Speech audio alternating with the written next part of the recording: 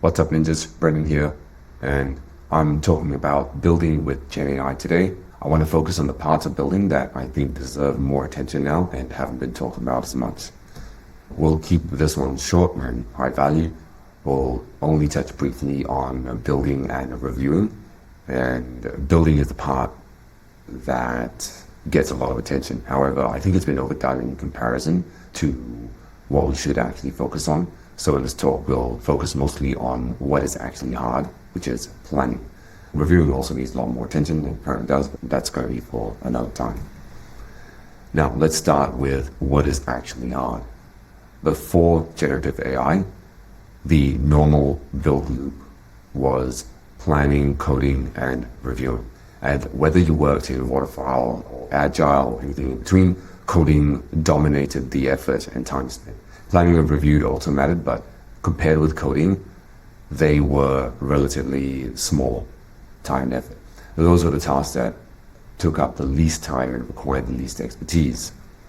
And that old balance has now flipped. Coding is now cheap and has been cheap for quite a while now. I would date it at around the end of 2025, where GenAI tools overtook the ability of even experienced senior software engineers in terms of raw coding speed. I like this metaphor of sharpening an axe. If you have 10 hours to chop down a tree, spend 9 hours sharpening the axe and 1 hour actually doing the chopping.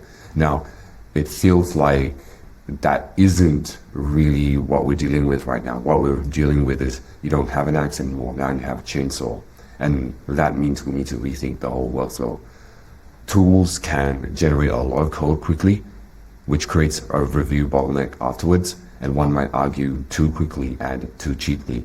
Just ask Jeff Huntley, who is the creator of the Ralph Loop, and he's actually gone on a world speaking tour just to hammer this point home. At the same time, weak planning creates problems upfront because we often let the machine run with too little guidance, or rather leave it to guess too much about what our actual intentions were. So the real burden is now in planning and reviewing, not really with coding so much anymore. Brief recap. Product planning is therefore extremely important. Planning has two parts. The first is to define what the product is and what it does, and the second is to define how to implement it. The first planning stage takes an idea and turns it into a detailed product description, and the second takes that product description and turns it into implementation specifications. So let's focus on the first stage. An idea is just a problem plus a probable solution. And I emphasize probable because at this point you likely don't actually know what the solution is going to be. And that's precisely the point. For now, think of it as just 5 to 10 bullet points. That's all the detail that you need. The output, the stage of product planning, is a detailed product description. And that includes terms, definitions, requirements, shapes, product requirements, stock, and breadboarding. Now, if you're from a product background, these are probably already familiar to you. However, if you're from an engineering background, you might have consumed these things without actually creating them yourself. I would recommend Ryan Singer's book titled Shape Up. It's a very strong introduction here. There's something I want to stress for the software engineers. Previously, you would have had a specialist product team and they would give you everything that you need in order to start coding. Now the roles between product and engineering are blurring, and as a software engineer, it's becoming more and more of an expectation that you're able to plan a product as well. My approach to this is to take Ryan Singer's Shape Up process and operationalize it with agent skills. The key is not just using existing skills. Instead, it's about cherry picking subsets of the functionality within those skills and modifying their behavior with your own prompts, and then combining them and stringing them together in well thought out sequences. All of this while handling the usual Gen AI engineering constraints like context windows, model selection, etc. Now, my background is in software engineering, not product, so I'm still learning, and I've got a huge shot in the arm from operating using these agent skills. So please help me out and reach out to me after you listen to this or in the comments and let me know what you think about all of this. And Just to get a bit more concrete, these are the specific skills that I use in my stack. Towards the end of this presentation, I'll have a skill that combines all of these into one place. I start with the grill with dock skill, then the 2PRD skill, then shaping and breadboarding, and finally return to grill with docks to stitch together parts and also to validate and identify any inconsistencies. The result is a detailed product description that clearly states what the product is, what it does, what problem it solves. You started off with 5 to 10 bullet points, and then you ended up with this very detailed specification. And here's a quick recap of the first stage. Now let's move on to the second stage. We need to plan how to go from a product description to how you're actually going to implement it. So this is not yet coding, but it's getting there. It's the in-between. The idea is that you get the detailed product description from the first stage, and then you transform that into implementation specifications. Now, the input obviously is familiar because it was the output from the previous stage. This next step matters a lot.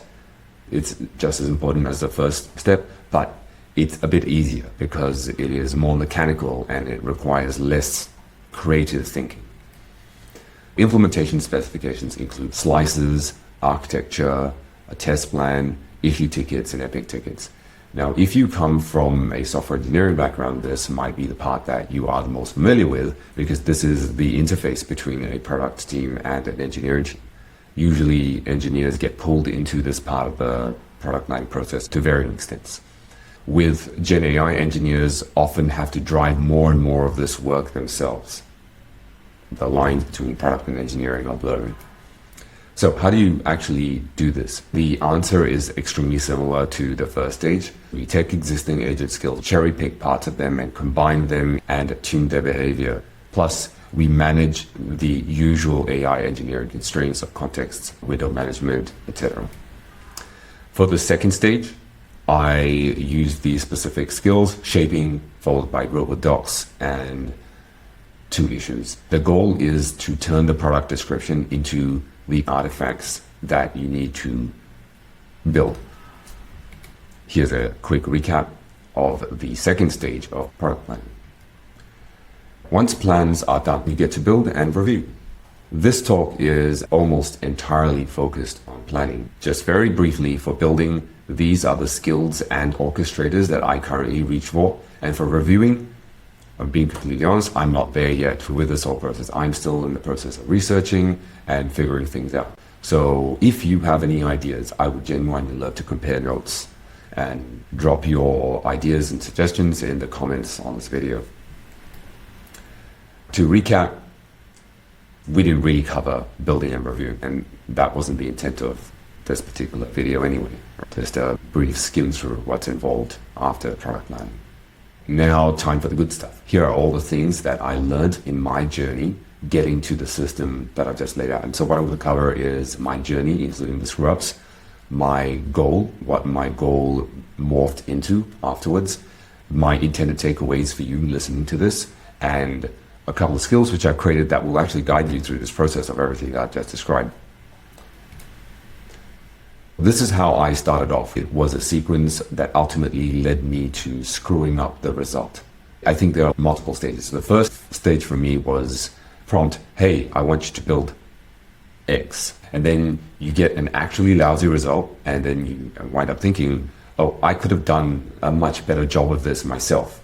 So what do you do next? The second stage is I'm going to find some off-the-shelf agent skills, plenty of them on GitHub on how to build software projects, and then you run them, and then you get instant product specifications, and then you point at an orchestrator, maybe combine it with further skills, and you let it grind away. After a very long wait, you get a middling result. It works, so it's acceptable, and you go with it. But I was actually happy with that. That's not what I'm after. I'm after a good result. And I define that very specifically, very narrowly. It would be something that I would create myself if I were to hand code or artisanally code, as some people refer to it now, the project itself, except that I would take an extremely long time to do it compared to Gen AI. I want Gen AI to do it the same way that I do. And so that's now my new intent. Some thoughts on that. In the software engineering field, we've spent a better part of about 20 years saying that waterfall sucks and agile is great. And now we've got new developer tools in the form of Gen AI, like harnesses, orchestrators, agents, etc. Just because we've got access to these, now we're suddenly back to waterfall. Like, why? Why do we do that? That was my first realization. The next was that we shouldn't tell Gen AI to build a thing.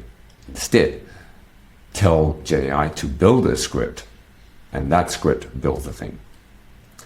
You get much better results because that's a high level of abstraction, waste less tokens, and is less error prone, more repeatable, and so on. Lots of benefits from doing that.